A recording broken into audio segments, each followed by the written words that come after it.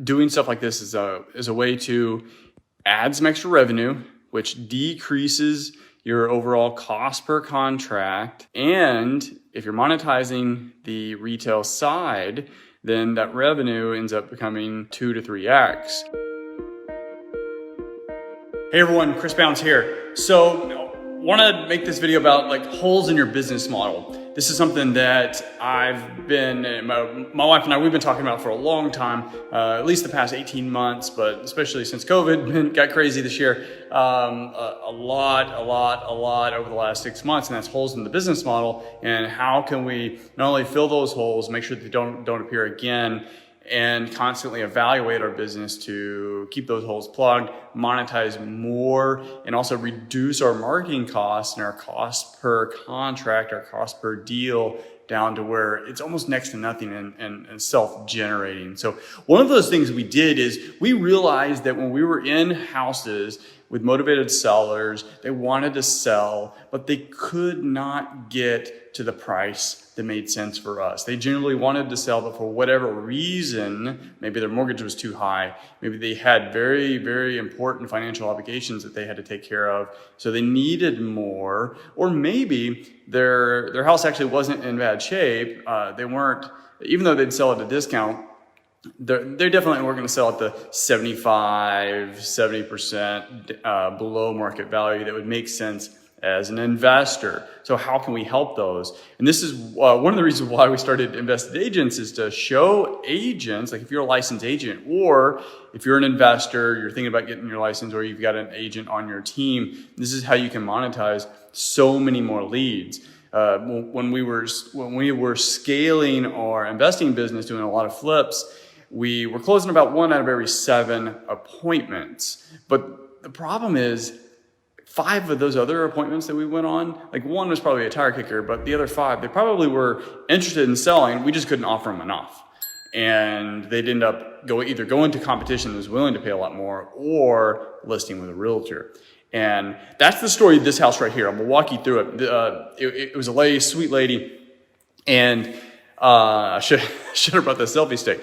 I did shoulders at the gym yesterday. My shoulders kill me. So we went. This sweet lady, we walked through the numbers and all that, and gave her an offer. It just was not going to work for her situation, but she wanted to sell. And at the end of the day, we came up with a strategy to get it listed, and we're gonna list it as is, get on the market, sell it quickly, and take care of it. Unfortunately for her, a wholesaler, a shady wholesaler, came along and promised her the moon, and ended up wasting about 2 or 3 months of her time. It was pretty sad, because that actually made her situation much worse.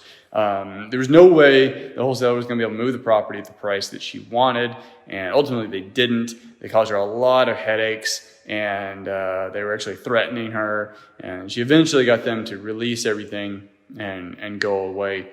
And that's when I stepped in. And at this point, because her timeline it's much shorter now, she didn't have the flexibility. I was like, hey, look, I know I can't offer you what you need, but I've got some other strategic partners that we can work with, and I think I can get you offered pretty close. And we did. We got her a few offers, and one of our partners was able to give her an offer to buy the house. It met her needs. It was pretty close to what she wanted anyway, and she couldn't have been happier. So this is a walkthrough of that house. I'll share the before pictures at some point in time, because it's absolutely remarkable. Our partner who did this flip did an amazing job. Love it. And so let's just check it out. And this is a 4-bedroom, 2.5 bath, fully remodeled house. Got some upgraded lighting, plumbing fixtures, as you would expect. I just love these tiles. I never got hot and heavy with the very specifics of construction grade materials. That's why we use GCs. So I don't even know what you call those tiles. I don't know if that is a good thing to say. I don't know if that makes me look bad. I could barely hang a picture on the wall, but we flipped 180 houses. So yeah, I love the kitchen. This kitchen, quartz countertops. We generally just go with the granite, unless it's a super high-end house, but they put quartz countertops. I love the pools. Everything's white, light, bright. this kitchen looks amazing. Whoever buys this house is gonna have a lot to brag about with their friends. Should turn that light on. So again, if you saw the before pictures, you'd realize what the transformation here is. It wasn't actually the house itself looked pretty good. It had it needed a lot of upgrading and repairs, but it wasn't like a trash or hoarder house by any means. I'm not going to go into all the guest bedrooms because most of y'all have seen plenty of houses. That's not what this video is for, but I do want to show the bathroom. Again, tile, amazing. More quartz countertops, jacuzzi tub, and the shower. Love it, love it, love it. So,